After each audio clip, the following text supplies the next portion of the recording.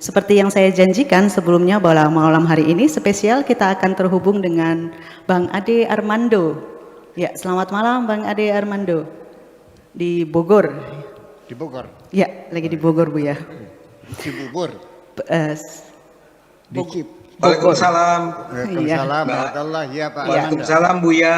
Iya. Ini Iya. luar biasa loh Buya. Saya itu merasa terhormat sekali diundang ke sini karena saya fansnya Buya nih.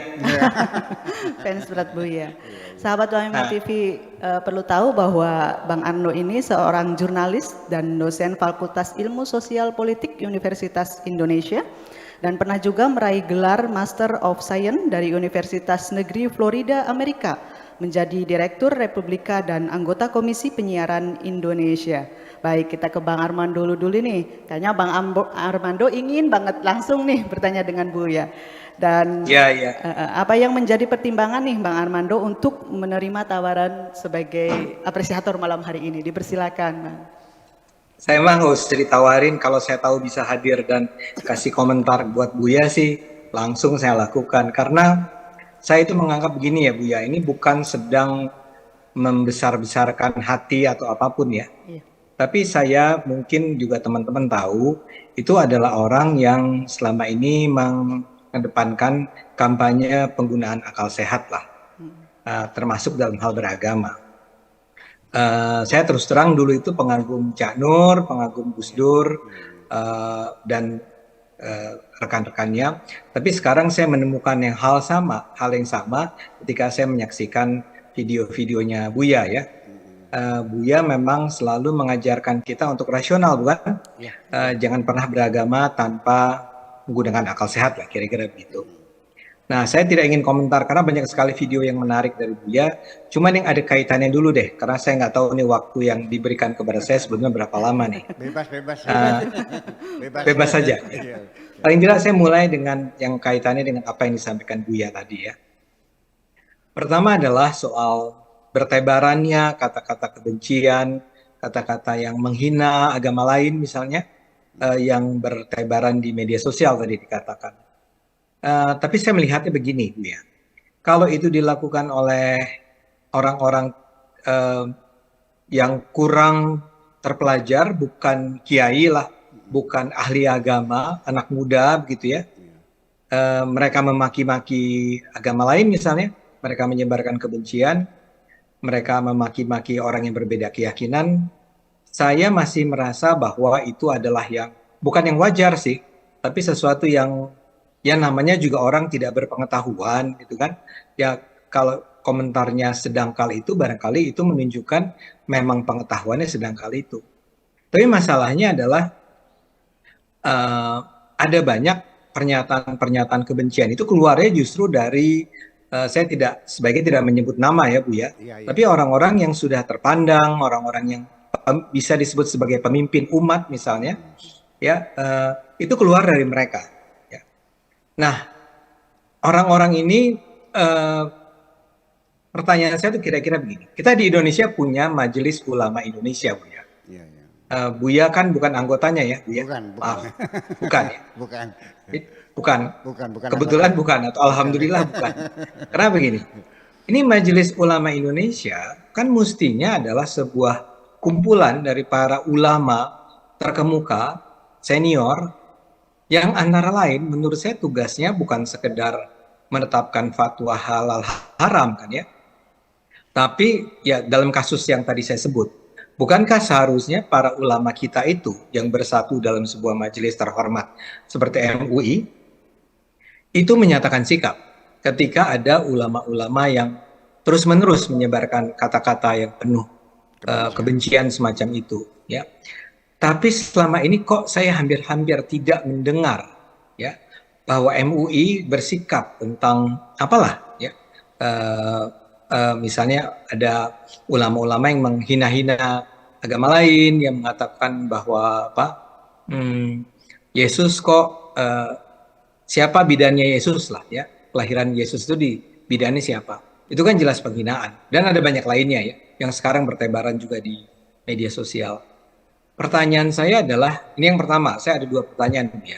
Yang pertama adalah dalam pandangan Buya ya, kenapa ya Majelis Ulama Indonesia justru memilih untuk tidak bersikap memberikan arahan ya kepada umat Islam di Indonesia tentang apa yang pantas atau tidak pantas.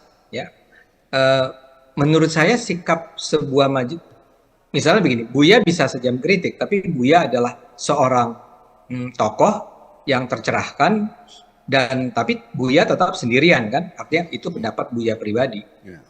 Bukankah sebaiknya untuk bisa mengarahkan umat Islam di Indonesia agar tidak mudah untuk termakan dengan ujaran-ujaran kebencian, menghina agama lain dan seterusnya, harusnya adalah MUI lah yang memberikan arahan semacam itu, ya, sehingga memang betul-betul dirasakan relevansinya kehadiran Majelis Ulama Indonesia dalam suasana yang tadi digambarkan oleh Buya sebagai penuh hiruk pikuk dengan kebencian dan seterusnya. Itu pertama. Kedua adalah begini, saya itu mendengarkan penjelasan Buya itu, saya amazed ya, kagum dan merasa penjelasan Buya selama ini di berbagai video Buya tentang perdebatan tentang ketidaksempurnaan Islam misalnya ya, pembicaraan mengenai apalagi ya yang halal haram atau macam-macam lah. Saya tiba-tiba blank juga nih, tapi ada berbagai isu yang diangkat oleh Buya yang menurut saya itu sangat masuk di akal ya. Oh ini misal contoh paling bagus itu tentang hadis itu loh Buya ya, bahwa hadis itu ada penjelasan Buya tentang siapa Muslim Bukhari ya, yang satu hadis itu diperiksa cuma 15 menit gitu kan. Dan kalau itu diperiksa semua ya seperti diklaim diperiksa oleh Muslim Bukhari, mestinya dia tidak punya waktu lagi untuk melakukan hal-hal lain ya. Contohnya itu. Jadi poinnya kan waktu itu Buya mau bilang bahwa memang kita harus hati-hati sekali nih dengan hadis-hadis. Dan ada banyak sekali hadis-hadis yang bermasalah. Atau penjelasan Buya tentang ketidaksempurnaan Islam tuh kaitannya dengan perbudakan. Kok perbudakan itu diizinkan gitu ya? Dan itu artinya memang Islam perlu ditafsirkan terus-menerus. Tapi poin saya begini, kenapa tidak banyak ya Buya? Ya, saya yakin, atau saya duga, saya mungkin salah, saya duga sebetulnya ulama-ulama kita juga paham kok dengan itu. Mestinya, saya salah berarti. Tapi saya duga kan Buya memang pendidikannya sangat luar biasa, tapi itu bukan pengetahuan yang terlalu rumit sehingga hanya bisa dipahami oleh orang dengan kapasitas seperti Buya.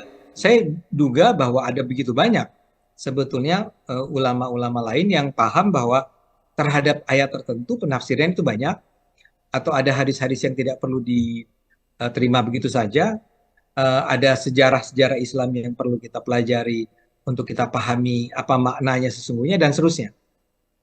Tapi kenapa sedikit sekali ya Buya ulama yang berani untuk bicara seterbuka, selurus, sejujur, seterbuka Buya, yang itu sebenarnya terus terang Buya, kehadiran orang seperti Buya itu membuat saya menjadi merasa saya tidak bersalah. Orang kan sering menyebut saya sebagai sok tahu gitu, karena saya nggak belajar, saya nggak studi agama Buya. Saya cuma belajar justru dari Cak Nur, dari Gus Dur gitu ya, dari tulisan-tulisan yang ada, termasuk sekarang dari Buya. Kemudian saya kutip itu dan saya gunakan dalam berbagai presentasi saya. Nah, kemudian saya dihina sebagai atau dilecehkan sebagai ini apa sok tahu berani-beraninya ngomong tentang Islam padahal nggak belajar Islam dengan benar. Nah, masalahnya saya akan argumen bahwa sayangnya orang seperti Buya Syakur itu terlalu sedikit yang bisa mengarahkan publik bahwa jangan buru-buru mengkafirkan ya, jangan buru-buru memurtadkan, atau jangan buru-buru tiba pada sebuah kesimpulan tunggal, sementara sebenarnya ada banyak sekali tafsiran terhadap sebuah ayat atau sebuah hadis atau sebuah peristiwa sejarah tertentu. Ini maaf kepanjangan ya Buya, tapi mungkin ya karena saya dapat kesempatan ya saya manfaatkanlah sebaik-baiknya. Saya minta maaf buat para peserta diskusi yang lain kalau saya menghabiskan waktu agak lama nih dalam bertanya ini. Terima kasih. Iya, baik, alhamdulillah. Baik, terima kasih. Langsung, Buya. Saya langsung menyapa Bapak Ade Armando. Pertama-tama saya sampaikan ucapan banyak terima kasih dan rasa bangga yang sedalam-dalamnya hari ini kita telah bisa bersambung. Yang bersambung pikiran kita. Kalau jasad mah nggak begitu penting ya. Yang penting ada menyamnya pikiran. Karena yang bisa merubah adalah pikiran kita, bukan jasad kita. Itu yang persoalan. Sekarang saya ingin mengatakan demikian.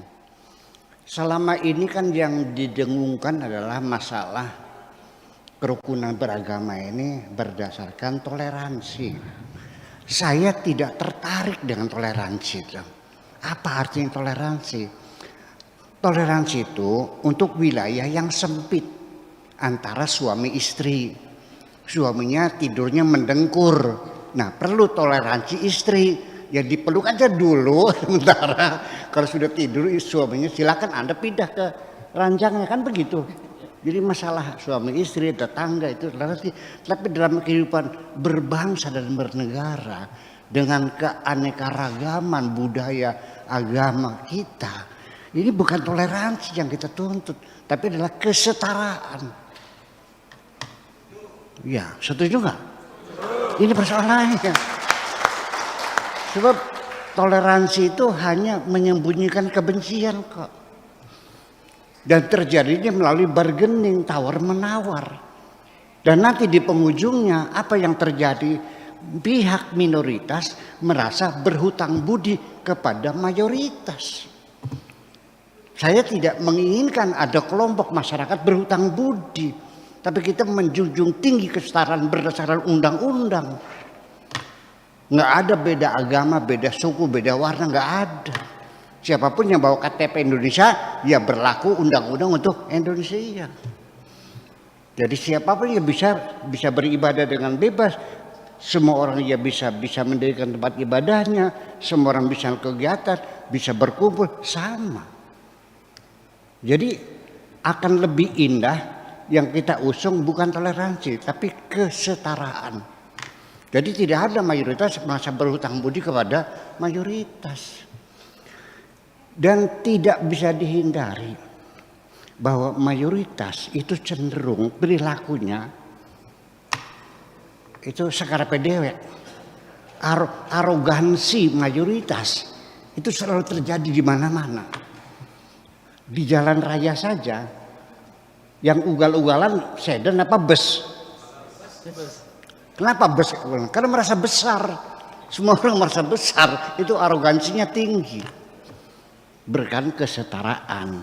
Jadi termasuk juga undang-undang tentang penistaan agama bagi saya menjadi masalah. Jadi ini penistaan agama ini jangan-jangan ini alat bagi mayoritas untuk menekan minoritas sebetulnya. Bisa terjadi nggak Pak Armando? Undang-undang, iya, alat yang dipakai oleh mayoritas untuk menekan kelompok minoritas. Dan tidak seimbang akhirnya. Kalau iya kan seperti itu. Kemudian juga ini gara-gara umat Islam meyakini Islam sudah sempurna, itulah yang menyebabkan umat Islam sekarang sudah tidak lagi berpikir. Karena sudah sempurna, selesai. Pak Tato, ketika Anda sudah merasa kaya, masih rajin usaha enggak? Enggak. Kalau Anda sudah merasa pinter, masih belajar enggak? Enggak.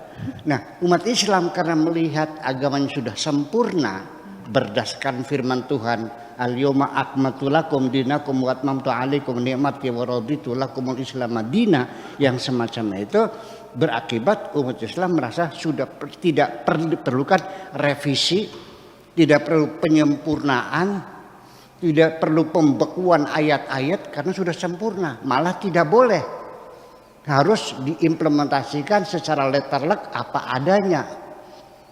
Ancamannya kalau orang membuat undang-undang bertentangan dengan hukum Tuhan, maka dia disebut orang kafir.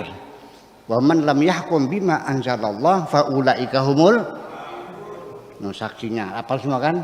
Ada lagi wa man lam yahkum bima anzalallah fa ulaika zalimun, betul? Ada lagi wa man lam yahkum bima anzalallah fa ulaika humul fasiqun, fasik, zalim, kafir. Sehingga apa yang terjadi, saudara-saudara sekalian, ketika Saudi kerajaan Saudi mengeluarkan undang-undang anti perbudakan. Itu pun bukan kesadarannya Saudi memberi perbudakan, bukan, tapi karena dipaksa oleh Amerika. Kalau tidak dibebaskan perbudakan dari Saudi, Amerika tidak akan membantu Saudi, baik ekonomi maupun persenjataan. Akhirnya keluarlah undang-undang larangan perbudakan. Itu didemo oleh para ulamanya tuh. Dengan alasan bagaimana raja melarang perbudakan, Islam tidak melarang kok. Oh jadi begitu. Jadi menurut Tuhanmu, manusia itu boleh dijual. Manusia boleh dibeli. Boleh beli perempuan. Ya. Boleh beli perempuan. Wa in khiftum alla ta'dilu fa wahidatan aw ma malakat aymanukum. Kalau kamu tidak mampu kawin dengan perempuan merdeka, 4 nggak kuat, ya 1 saja. Kalau nggak bisa, udah beli budak saja. Apa benar Tuhanmu memperbolehkan kamu beli budak perempuan? Lalu kamu pakai, lalu kamu jual lagi, tukar tambah dengan yang lain. Apakah Tuhanmu seperti itu? Di Indonesia juga, Bapak Ade Armando, ketika pemerintah Indonesia membuat undang-undang pernikahan, iya kan, atau undang-undang perkawinan, di situ melarang adanya pemaksaan nikah. Dalam kitab fikihnya, undang-undang Islamnya, anak perempuan yang masih perawan, ya, walinya adalah bapak kandung, itu punya hak paksa, namanya wali mujbir. Suka tidak suka dikawinkan oleh bapaknya, sah. Oleh negara dilarang, didemo kok oleh para kiainya. Bagaimana Pak Harto bisa melarang sesuatu yang tidak dilarang Tuhan? Oh jadi perempuan itu manusia bukan sih? Kayak kambing aja dipaksa kawin. Ya seperti itu. Kenapa manusia mereka terjebak semacam itu? Karena mereka meyakini Islam sudah sempurna. Padahal kalimat sempurna yang mereka yakini itu dari salah tafsir juga. Al-yawma akmaltu itu artinya hari ini kusempurnakan. Terjemahnya bukan kusempurnakan. Hari ini kucukupkan. Sudah cukup. Iya kan? Nah mereka bukti bahwa Islam sebagai sempurna, telah sempurna, maka setelah Nabi Muhammad tidak akan ada nabi yang lain. Khatamul anbiya wal mursalin, penutup para nabi dan rasul. Karena Islam sudah sempurna, maka inilah nabi terakhir. Setelah itu tidak ada nabi lagi. La nabiyya ba'dah. Oke? Saya jelaskan. Setelah Nabi Muhammad tidak ada lagi nabi, betul. Saya juga meyakini, tapi bukan kesempurnaan, bukan ditutupnya kenabian disebabkan sudah sempurna. Tutupnya kenabian itu adalah usia manusia sudah saatnya disapih. Kalau anak kecil disapih berapa tahun? 2 tahun.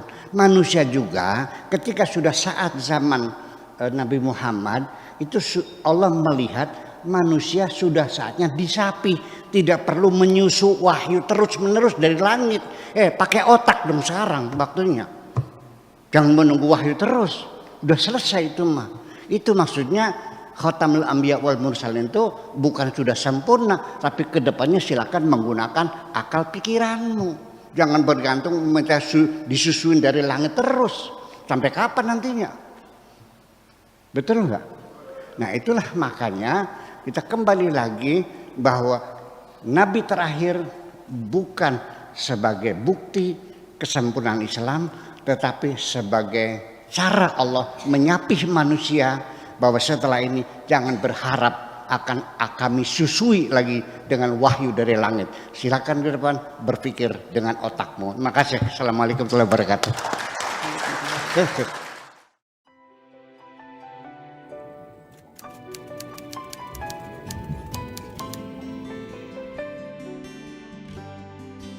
Aku hanya ingin berbagi kebahagiaan dan tidak menggurui siapapun. Terlalu sulit bagiku untuk menyalahkan siapapun. Akan tetapi apabila ada orang yang ingin mengisi raporku, tentu aku sangat gembira sekali. Dan kujamin aku tidak akan sakit hati sedikit.